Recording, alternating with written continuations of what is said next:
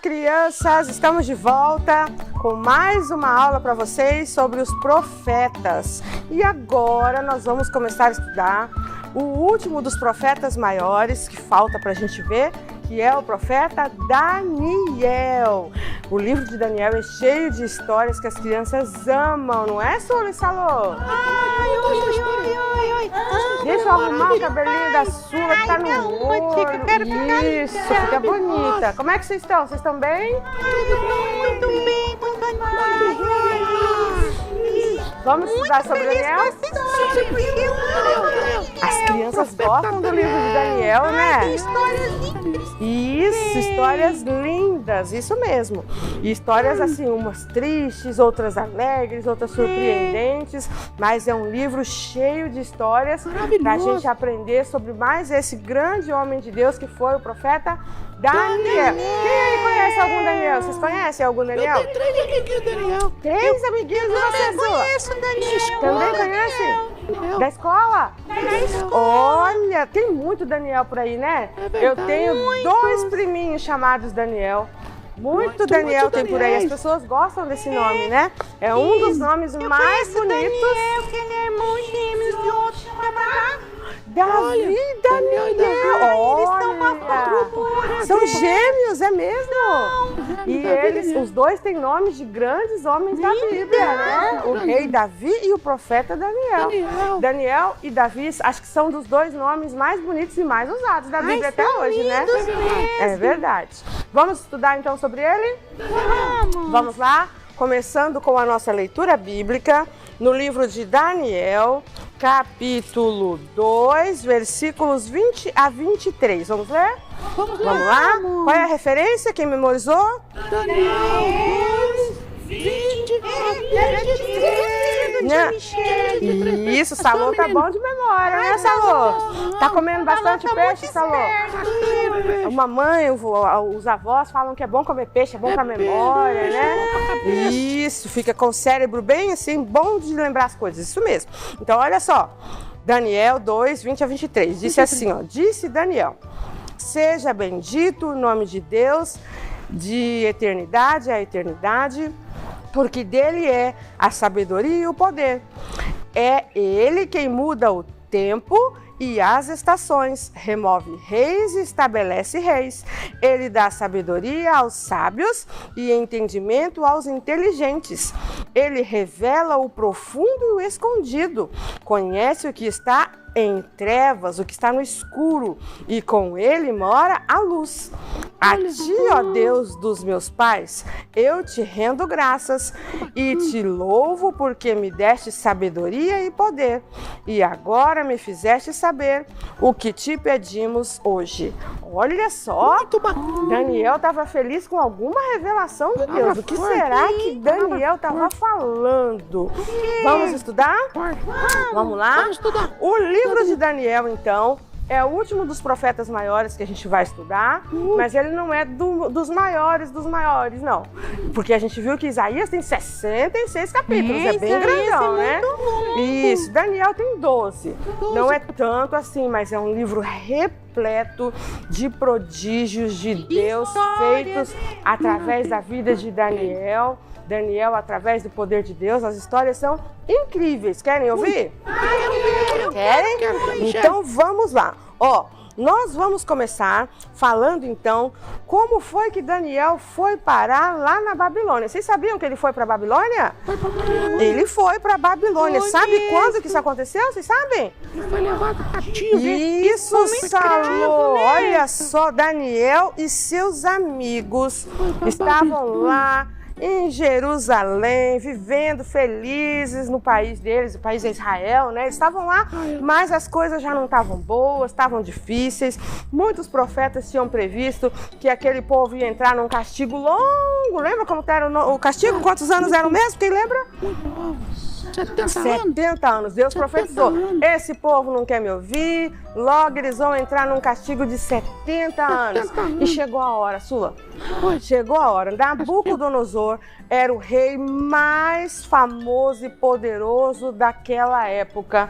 invadiu Jerusalém, destruiu o templo. A gente já falou várias vezes dessa destruição do templo, né? Ele destruiu o templo poderoso, lindo, que o rei Salomão, filho do rei Davi, tinha construído. E ele pegou todas as riquezas daquele templo, as coisas, as riquezas e as coisas sagradas do templo, levou para a terra dele e levou também as pessoas cativas. O povo então foi levado para o cativeiro lá na Babilônia. Isso. E levado como escravo, Como escravo. E eles foram levados para lá, a terra ficou ali destruída, abandonada, e eles foram levados para o grande país, a grande nação. Não sobrou, só ruína. Só ruína, Sula. Botou fogo depois que demoliu e destruiu, ficou assim uma tristeza. Muita gente morreu, mas eles levaram muita gente também cativa ali para Babilônia, que era o país mais poderoso da época, reinado pelo rei. Como é que era o nome do rei? Nabucodonosor? Difícil de falar, né? Nabucodonosor. Esse rei então levou para lá todo esse pessoal para trabalhar para ele. E ele deu uma ordem para o seu mordomo chamado Aspenaz, diferente, né? Aspenaz. Ele falou: Aspenaz, eu quero que você agora escolhe no meio desse povo que a gente trouxe os rapazes mais bonitos, mais inteligentes, mais fortes, para trabalharem para mim no palácio. Não quero gente feia aqui não, quero gente bonita, ele falou. Quero gente forte. Falou, quero gente. E também não quero gente burrinha não, quero inteligente, ele falou. O rei queria que fizesse um vestibular, sabe, Sula? Era um concurso de beleza e de inteligência. Ele queria os exigente, o rei era exigente, né? À toa que ele era o mais poderoso da terra. E ele falou: esse povo vai vir trabalhar para mim. Aspenaz então selecionou lá um monte de gente, um monte de jovens, e entre estes jovens estavam os famosos rapazes que as crianças já conhecem bem, chamados Daniel, Sadraque, Mesaque e Abednego. Mas antes... Abednego era negro? Não era. Não era, talvez. Não sei, pode ser, não sei. Quem sabe, né? Pois é, mas Abednego era só o nome. Então, eles foram escolhidos para irem para lá, mas eles ainda não tinham esses nomes. Esses não eram os nomes judeus deles. Na verdade, o nome deles eram... Daniel era o nome verdadeiro, mas os outros eram Ananias, Azarias e como é que o outro falou, lembra? Ih, esqueci um. Tinha Daniel, Urias, Azarias e Ananias. Isso mesmo, muito bem, Sula. Esses eram os nomes verdadeiros. Mas quando eles chegaram na Babilônia, eles ganharam nomes babilônicos. E o rei falou: eu não quero esse povo com esses nomes feios, judeu não. Ele não gostava dos nomes. Falou ele achava feio. E os nomes dos judeus todos tinham significados importantes para Deus, né? Então ele falou: eu não quero esses nomes. Coloca nomes que vão louvar os nossos deuses aqui da Babilônia. Então, Daniel passou a se chamar Belsassar. E os outros, em vez de Urias, Azarias e Ananias, passaram a se chamar Sadraque, Mesaque e Abednego. Isso. Todos tinham significados ali que eram das idolatrias do povo babilônico. Então, eles faziam isso para que aquelas pessoas perdessem a sua identidade de judeu, sabe? Quando eles dominavam o povo, ele fazia as pessoas mudarem de nome, mudarem a aparência e aprenderem tudo sobre a cultura deles para se tornarem como se fosse mais um deles e não mais... Eles queriam apagar a história. Faziam uma lavagem cerebral nas pessoas. Exatamente. Então, eles ganharam esses novos nomes e foram escolhidos para estudar nas melhores faculdades da Babilônia. Isso, eles passaram a estudar, então, todos os conhecimentos babilônicos. E olha que esse povo tinha muito conhecimento, viu? Conhecimento de matemática, de arquitetura, de astrologia. Eles eram, assim, de astronomia também. E eles conheciam muitas coisas para que ensinasse aos povos que eles dominavam. Então, eles também, no meio desse conhecimento que era científico mesmo, também tinha muita coisa que era sua superstição, crendice, como a astrologia que eu acabei de falar. A astronomia é ciência, estuda os planetas, as estrelas, os universos, né? Mas a astrologia é mais uma crendice que acredita que a gente pode ter a nossa personalidade determinada pelo movimento dos astros, das estrelas, e que dá para prever o futuro da gente através do movimento desses corpos celestes. Isso é crendice e Deus não se agrada de quem acredita nisso, viu, crianças? Crianças, papais e mamães que acreditam em signo, em horóscopo, e acham que a gente tem que ficar preocupado em ler lá no jornal e na revista o que vai acontecer no dia da pessoa que é de Áries, da pessoa que é de Peixes. É uma bobagem. Tem de escorpião, tem até câncer, né? Um signo com o nome dessa doença, né? Pois é. E aí as pessoas se prendem àquilo e falam, hoje o dia não tá bom para quem é de Capricórnio, não vou sair de casa. Aí a pessoa fica escravo dessas crendices, entendeu? E eram coisas que eles estudavam nessa época. Mas esses meninos aqui que, mesmo antes de conhecer todas as ciências da Babilônia, já tinham muito conhecimento dos judeus, não se deixaram contaminar por essas coisas, sabe? E eles então também teriam que mudar a sua alimentação. Vocês sabem que judeu não come carne de porco, né? Não come. Judeu não come camarão, né? Judeu não come várias coisas que lá em Levíticos Deus ensinou ao povo para não comer, porque Deus sabia que aquelas coisas não eram boas para a saúde. Principalmente naquela época, que não tinha os cuidados que a gente tem com a produção dos alimentos hoje. Aí, lá na Babilônia, eles comiam carne de porco. Comiam muitas coisas que não faziam bem para a saúde e ainda por cima os alimentos eram consagrados aos deuses. E o rei falou pro Aspenaz. Quem era Aspenaz mesmo? Era o chefe. Isso, o chefe do palácio, o mordomo ali, né? O braço direito do rei. E ele então falou, agora vocês vão estudar todas as nossas ciências, vocês terão novos nomes e uma boa alimentação. Vocês vão comer as mesmas coisas que o rei come, ou seja, as melhores comidas, para vocês ficarem fortes, bonitos e inteligentes como o rei.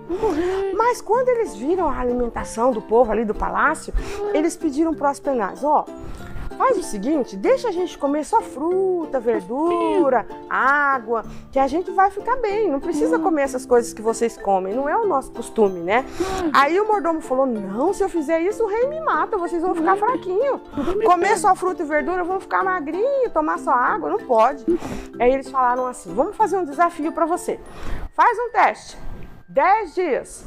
Se em 10 dias a gente comendo só essas coisas ficar mais fraco, ficar doente, a gente te obedece. Mas se em 10 dias você vê que a gente está mais saudável que os outros que vão comer tudo isso, aí você deixa a gente comer isso que estamos pedindo. O Aspenaz aceitou o desafio, Sula. E eles então não comeram os manjares do rei. Aquele monte de gostosura, de guloseima, de comida mais calórica e ainda por cima consagrada aos deuses, sabe? Eles comeram só frutas, verduras, muita coisa saudável e só bebiam água. Que nem hoje em dia tem gente que prefere não tomar refrigerante, não prefere não tomar café, essas coisas que são muito fortes fazem mal, né? Tem gente que não toma leite de vaca, que também faz mal um pouco, né? E escolhe comer só mais as coisas saudáveis. Hoje em dia tem muita gente que tem essas escolhas também, mas tem gente que só quer comer chocolate, fritura, que mais? Que mais? Fast food, né? Essas comidas mais gorduras, muito doce, muito açúcar. Quem será que fica mais saudável, bonito e inteligente? Quem come só as coisas mais saudáveis criadas por Deus?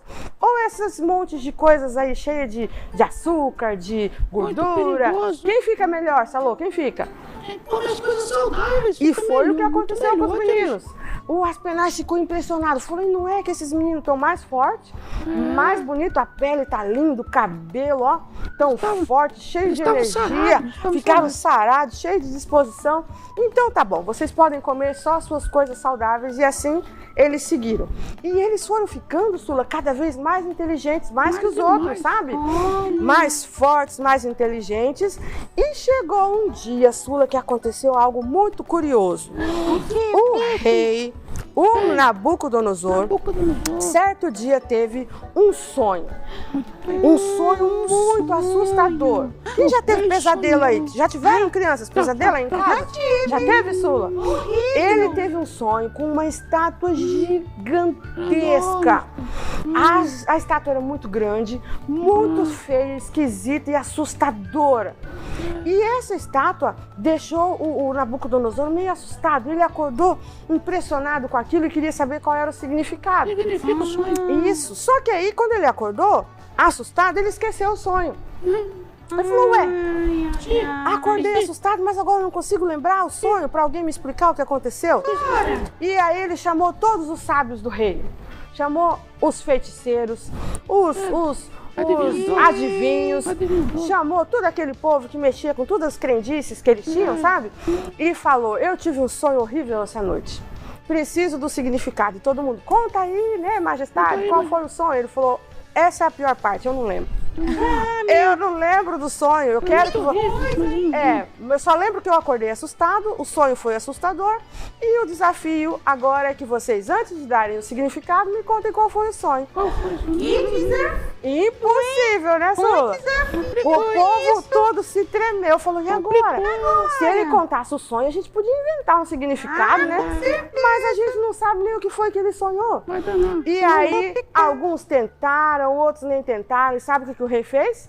Ele ficou tão bravo de ver que aqueles sábios não eram sábios, coisa nenhuma, que mandou matar todo mundo. Matou. Falou, mata todo esse povo que de sábio eles não têm nada. Matem todos os sábios do reino. E aí os soldados saíram à procura de todos, até aqueles que não tinham vindo, inclusive esses meninos aqui, agora eles eram sábios do reino também. E aí Daniel soube e falou, não, pera lá, mas eu nem fui chamado para interpretar o sonho. O que é isso? Deixa eu invocar o meu Deus, deixa eu pedir para ele, né, a interpretação. E então eles deram uma chance para Daniel e os seus amigos, e eles quatro então oraram aquela noite e pediram a interpretação para Deus. E no outro dia ali, ó, o Nabucodonosor não queria nem saber. Se não desse a interpretação, ó, cabeças iam rolar. Sim. E então o que aconteceu? Eles oraram, será que Deus respondeu? Sim ou não? Deus sempre responde. Eles foram fiéis a Deus, não comeram as comidas do rei, né? Isso, eles não se contaminaram com as crendices da Babilônia, eles continuavam fiéis a Deus. Então Deus respondeu, Salô. E Deus contou para eles o sonho. E o sonho, sabe o que era? Aquela estátua gigante que tinha cabeça de ouro, o tronco e os braços de prata, os quadris eram de bronze e as pernas eram de ferro e os pés eram de barro. Imagina o pé de barro suportando todo esse peso de metais pesados em cima.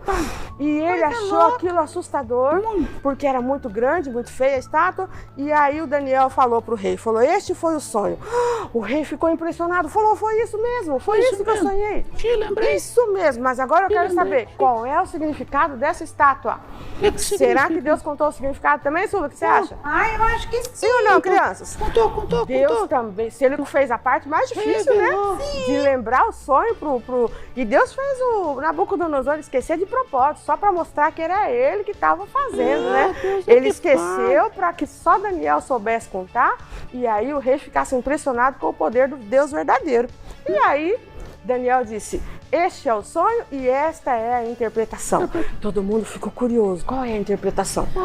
A interpretação era que aquela estátua estava mostrando para o poderoso Nabucodonosor que o seu reino não seria poderoso para sempre. Que ele uma hora ia cair e viriam outros reinos poderosos. E cada parte da estátua, Sula, significava um futuro reino que viria na história da humanidade. A cabeça era a Babilônia, que estava reinando naquele momento ali. Mas logo aquela cabeça ia rolar também. Iria cair. O tronco significava o império da Pérsia, que ia derrotar o Nabucodonosor e a Babilônia. Sim. E aí depois a Pérsia também ia cair, não ia reinar para sempre não. Aí vinha o quadril que significava a Grécia. Isso, e esses reinos todos vieram depois mesmo, aconteceu tudo isso do jeito que Daniel falou. E aí depois vieram as pernas de ferro, que significava o Império Romano. Esse foi o mais longo, mais poderoso, que chegou até o tempo de Cristo, e passou do tempo de Jesus, né? Foi verdade. E aí as pernas significavam o grande, poderoso e malvado Império Romano. E aí lá embaixo, os pezinhos de barro ali ia significar um bem mais perto de nós ali da Europa, que foi poderosa por um tempo e agora a Europa também está, ó, caída, né? Então todos esses reinos caíram. E depois na visão, no sonho, né, que o Nabucodonosor teve, uma pedra rolou e despedaçou essa estátua poderosa. Tudo, tia. Virou pedacinho, e ela era de metal, né? De ouro, prata, bronze, ferro, só o pezinho era de barro. Mas aí essa pedra destruiu a estátua e isso assustou o Nabucodonosor. E essa pedra tinha um significado lindo. Essa pedra era Jesus. Já pensou? Essa pedra mostrava que uma pedrinha humilde viria derrubar todos aqueles impérios poderosos e ricos e reinaria para sempre. E esse representava o reino de Jesus. Legal, né? O reino de Cristo que a gente ainda está esperando. Ele morreu, ele já veio como homem, morreu por nós, ressuscitou, venceu a morte, mas falta ele voltar, né? Falta ele voltar e vencer de uma vez por todas toda a maldade, e aí vai ser um reino eterno, um reinado que ninguém vai derrubar. Legal? Gostaram do sonho? Muito legal. Foi assustador para Nabucodonosor saber que ele ia cair, né? Ele derrubou vários reis, mas ele também seria derrubado. Se achava o bam, poderoso, mas ele também ia cair. Então ele ficou impressionado. Falou, essa interpretação faz sentido e o seu Deus existe, o seu Deus é poderoso, Daniel. Aí o Nabucodonosor já começou a balançar ali e ver que o Deus do povo que ele tinha derrotado era de verdade e era poderoso. E aí vai ter muito mais coisa pra frente que vai aí convencer Nabucodonosor do poder do nosso Deus. Que é grande, né, Sula? É infinito. Muito grande. Gostaram da história? Ai, que história incrível, É tia só o Michele. começo da história de E ainda Daniel. tem gente que fala que a Bíblia não é legal, né, tia? E, pois é. Muita coisa boa, muita Maravilhosa. E olha só quanta coisa a Bíblia previu. Tá escrito lá o nome desses lugares. Estava escrito lá que esses lugares seriam poderosos, depois iam cair. Esses reinos já existiam, iam crescer e depois iam diminuir. Do jeito que Daniel previu, aconteceu direitinho. Então tem gente que ainda duvida. Não é? Não tem como duvidar, né, crianças? Pois é, a Bíblia não é só um livro de historinhas, ela é um livro de histórias. De histórias de Não é? verdade. História da humanidade, história de verdade. Isso aí. legal. Prevista muito antes dela acontecer, porque Deus é o dono da história. Deus é É ou não é? Deus é Deus. Gostaram da história? Ai, muito legal. Vamos então orar? Vamos lá? Vamos orar. Semana que vem a gente continua então estudando Semana que Daniel, vem porque ainda tem mais. muita coisa que vai acontecer. Toda pra ouvir novas histórias. Isso aí, Daniel e seus amigos ainda terão muitas aventuras pela frente e a gente vai ver o que vai acontecer com esse poderoso. Aí, criançada. Isso, quem quer saber como vai acontecer? O que vai acontecer com Nabucodonosor? Ai, que será? Aguardem os próximos capítulos. Vamos orar? Vamos lá? Querido Deus, nós te agradecemos por mais essa aula para os nossos pequeninos, que eles possam ter aprendido mais um pouco da tua palavra, do teu poder, de como o Senhor é poderoso e tem o controle de todas as coisas nas suas mãos.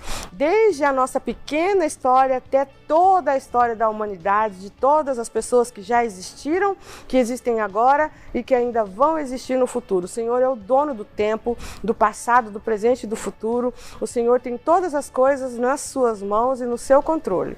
Que as crianças possam aprender isso desde pequenininhos e entregarem as suas vidas, as suas histórias nas mãos do Senhor, que é o Todo-Poderoso. Nós te agradecemos por ter nos criado, ter nos dado liberdade para escolher te servir ou não. Amém. E mais ainda te agradecemos porque nós escolhemos te servir, acreditamos na tua palavra, queremos aprender cada vez mais sobre ela e aplicá-la nas nossas vidas desde pequenininhos até o final dos nossos dias. Em nome de Jesus, amém. Amém. Até semana que vem, crianças. Até a próxima aula. Fiquem ligados. Beijo. Tchau, tchau.